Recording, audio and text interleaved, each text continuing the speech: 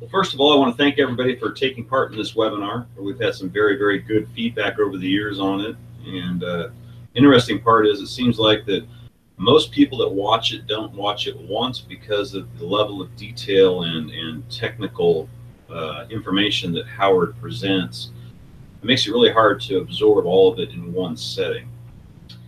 For those of you who don't know me, my name is Jason Spangler. I'm the flooring division manager here at Wagner Meters. I'm responsible for not only the concrete side of things and the Rapid RH, but I'm also responsible for the small line of hand meters that we have in relationship to testing finished wood product for installation on wood subfloors. But we're going to do a Q&A here, so if there's anybody that has any questions, please don't hesitate to type them all in.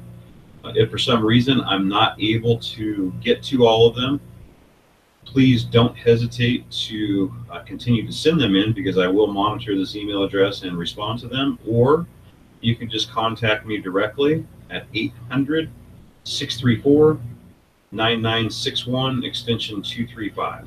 So without any further ado, we'll get off to the questions. So the first question that I have is from Todd. It says, if the hole is drilled deeper than 40% of the slab, how accurate will your readings be?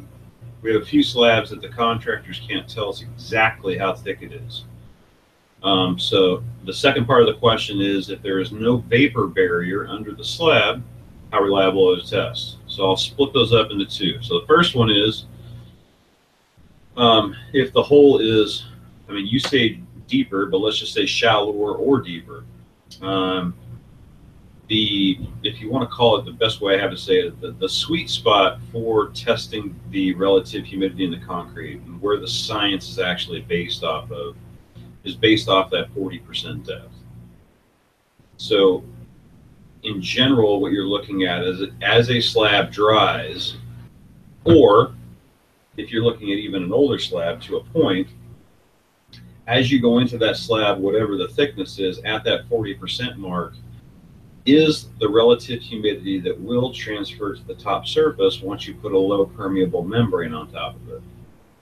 So if you drill deeper, based on the science, then that moisture gradient that you have will show a higher relative humidity. If you're shallower, obviously it'll show a lower relative humidity. Again, can I tell you exactly how much? If you're off by a half an inch, no, because there's a lot of different variables involved. But in general, to get the best readings, you want to try as best as possible to get as close as you can to that 40% depth if the slab's drying from one side. Obviously 20% if it's only drying from or if it's drying from two sides. Second part is if there is a no vapor barrier under the slab, how reliable the tests? Well, the tests are as reliable as the conditions are in which you're testing them. In other words, it's going to test and it's going to tell you what the relative humidity is based on the situation that you're talking about. Now, the better question is, how do those numbers actually relate to whether or not the floor is going to fail? Unfortunately, when you don't have a vapor retarder, those numbers that you get at 40% are good for right now, but tomorrow or 10 days down the road, they could be different because you don't have anything that's underneath the slab to keep the subsoil moisture from getting to the bottom of that slab and migrating to the top after you install. When you don't have a vapor retarder under the slab, yes, it does have a situation where those numbers are good for right now, but they're really not going to relate to an installed floor. Second question from Pablo. Looks like there's three parts to it. When setting probes on a beam, should the beam depth or slab depth be used to calculate the position of the probe? When you're doing it on a beam and you're looking at the thickness, it's 40% of whatever the slab thickness is. And so when you're looking at a slab and the beam is that portion of it, you need to go to whatever the thickness of the beam is what most people will tell you. Does a hard trowel finish on the concrete create a condition where an elevated slab would be considered to be conditioning just from the bottom? That's not something that I've ever heard of. When you look at it, the hard trowel finish impedes drying, but it's not going to be something where anybody's shown me any evidence where it completely stops the drying or the evaporation of the moisture. I have a Flora Manufacturing saying that they go 1 inch deeper than expected when setting probes on beams to see the RH at a deeper level. Is this correct? I have to say, Pablo, I'm not following that one completely. What I can tell you is that when you get to a situation where you have very, very thick slab, beams, whatever, there's a lot of evidence out there. And when I say very thick, I'm talking, some people will say 12 inches or greater. There's actually a lot of people out there that say 8 inches or greater. But most of the time, excessively thick slabs of that nature have a very, very hard time, especially in a normal construction schedule process, of drying to an appropriate level for most finishes that are out there. So I say that, and then I say the other side of it is, if you have a very thick, let's just say an 18-inch beam, going to the 40% of that 18 inches may not be necessary to prove that it's very, very wet. So in other words, when I got asked the question a second ago, how critical is it for the 40% depth? It's very critical for that 40% depth. But when you're talking about very thick slabs, because the moisture gradient isn't consistent like it is with thinner material, what ends up happening is by about the time you get down to, say, 3/4 of the way in the slab, that gradient is already at a maximum level of relative humidity. So in theory, based on that science, less moisture on the top, more moisture on the bottom, if you went down, say, 30%, so that you didn't have to go all the way into that 18-inch beam that you're talking about, and that number was already 95% relative humidity, trying to make the heroic effort to go 40% of that 80-inch slab, which is going to mean that with anybody's equipment out there, you're going to have to somehow fish the reader down in there or fish the sensor down in there because it's so far down in the hole. It really doesn't make any sense, because the science tells you the moisture gradient gets wetter the deeper you go. So if you only go down partway and it's already way too wet, going down deeper is just going to make it that much wetter.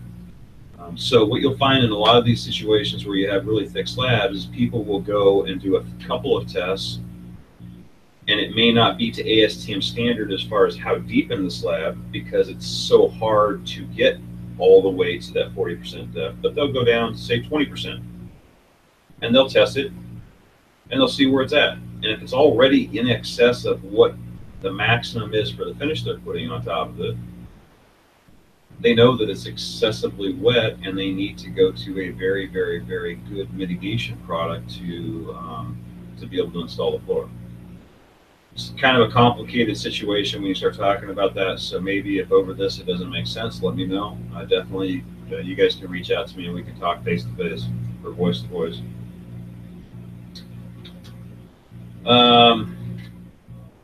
Last question we have is Frank sent a question. Do you have a chart of calcium chloride versus RH percentage moisture? So when you're talking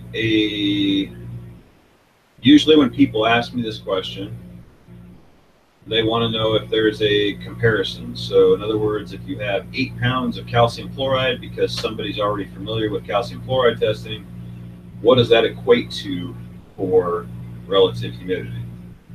If that's the question that you're asking, Frank, there is no correlation, because you can have a slab that is really dry on the top ½ inch or 3/4 of an inch, which is all calcium chloride does or looks at, that's really high in relative humidity at the 40% depth. That's why we always say that with relative humidity, you're really looking at more of the mass of the body of concrete than you are just the very surface.